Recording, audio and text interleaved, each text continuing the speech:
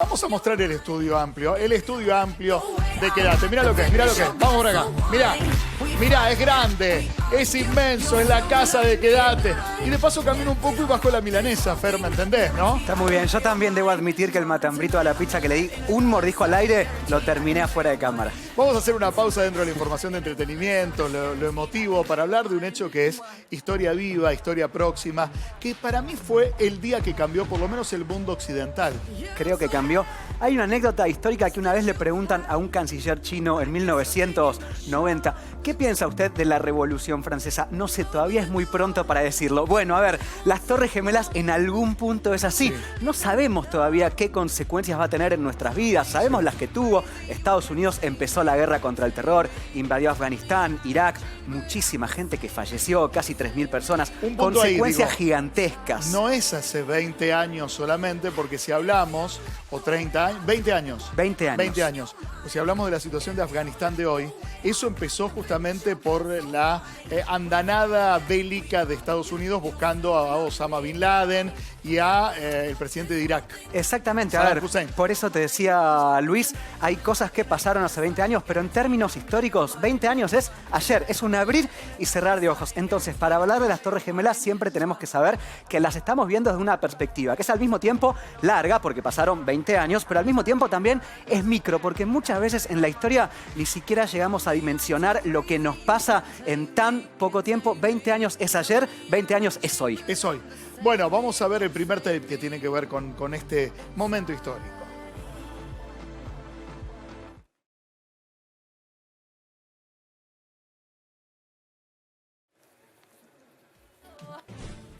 Este es el momento donde impactaba el primero de los dos aviones. Muchos recordarán ese momento que lo veíamos en directo. Es la primera vez que una tragedia de este tipo circulaba por el mundo en tiempo real como una ficción. Es más, hubo algunos canales de televisión, donde colegas inadvertidamente decían, no, debe ser parte de una película, esto no puede ser real. Es que de hecho cuando impacta el avión sobre la primera torre, 8:46 AM de la mañana, todavía mucha gente no entendía, digamos, si realmente había sido un accidente. Era algo tan raro que la gente decía, bueno, ¿será que un avión se equivocó el conductor? El piloto, digamos, exacto, no se sabía. Y de repente vemos todos en vivo, porque a ver, cuando la primera torre es impactada, no lo estábamos viendo en vivo, es algo que uno no se espera. Ahora, después del impacto, ya todos los canales estaban transmitiendo desde ahí, y en ese momento, en vivo, para todo el mundo, 15 minutos después, pasa el otro avión, y ahí el mundo dice, bueno, esto no es un accidente, es un atentado terrorista para todo el mundo en vivo y en directo. Después hubo dos aviones más, uno que iba apuntado al Pentágono, exacto, que lo terminan derribando, y otro que impacta en las afueras de Nueva York, ¿es así? Sí, en Pensilvania. Hay muchos rumores respecto a al cuarto avión, el menos conocido. No se sabía bien a dónde iba, por qué fue que se termina cayendo. Se habla de una rebelión de la tripulación. Bueno, hay muchísimo misterio. Hay mucho misterio incluso en cómo cayeron las torres. Como te decía antes, Luis, a ver, cuando una cosa sucede hace 20 años, lo cierto es que todavía hoy no tenemos muchas herramientas, incluso si es tan grande como para saber qué fue efectivamente lo que pasó. Vamos en vivo a Nueva York, a 20 años de la caída de las Torres Gemelas, donde ahora está el Ground Zero. Es así, amigo Zabalza, muy buenas tardes desde Buenos Aires, Argentina. ¿Cómo andan, Luis? Fer, acá estamos donde hoy se desarrolló justamente la conmemoración de este 20 aniversario y estuvieron todos, todo el arco político y, por supuesto, los familiares de los casi 3.000 personas que fallecieron en este lugar. Como podrás ver, son los famosos piletones donde estaban las Torres Gemelas. A ver, voy a abrir un poquito acá. Esto sería la Torre Sur, para que lo vean. Y un poquito más allá está la Torre Norte. En ambos lugares, Mauricio, en ambos lugares sí, se hicieron estas instalaciones que son especie de foso con una fuente en el medio, sí, ¿o hay una sola?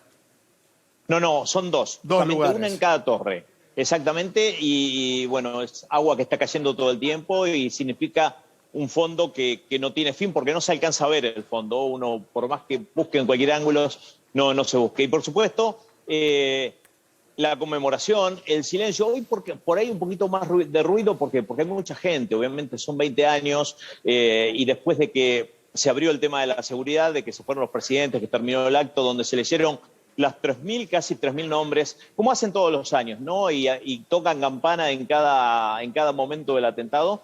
Bueno, entró la gente y obviamente el turismo y los mismos habitantes de la ciudad de Nueva York no quieren quedar fuera de esta conmemoración, ¿no? Mauricio, 20 años después, ¿no? Cuando uno ya empieza a ver los hechos de otra forma, ¿cuál es la percepción de lo que hizo Estados Unidos una vez que el atentado se efectuó? Pensando particularmente en que invadió Afganistán y 2 décadas después, efectivamente, hoy mismo los talibán vuelven al poder, ¿no? Mira, yo te diría, Fer, hay dos cuestiones. Una, la sociedad de Nueva York, al menos. Yo llegué en enero del 2013, esto lo vi en mi General Belgrano querido, mientras hacía radio en la mañana, y yo ya tenía el boleto, así que imagínense el impacto que fue para mí, ¿no? Y una es la percepción de la parte política y otra la percepción de la gente. En lo que se refiere a la gente, tengo entendido que se volvió mucho más solidario en Nueva York, definitivamente. Se unió de una manera increíble. Hay que tener en cuenta que, por ejemplo, todo el mundo trabaja en Manhattan, pero no vive en Manhattan, y ese día todos, sin distinción de banderías, de economías, de lo que sea, volvieron caminando y la gran mayoría guardó sus zapatos de ese día cuando volvieron, por ejemplo, a Queens, a Brooklyn, a Staten Island o al Bronx. Ahora, Mauricio, estás dando un detalle que yo no desconocía verdaderamente. Vos ya tenías la decisión de ir a vivir a Estados Unidos, tenías el ticket en tus manos y justamente ocurre algo que cambió desde la seguridad interior de los Estados Unidos, la relación con aquellos inmigrantes que buscaron como vos un futuro en ese lugar. ¿Cómo fue tu primer tiempo en esa Nueva York que seguramente habrá sufrido mucho, habrá tenido mucho duelo por compartir y por tramitar?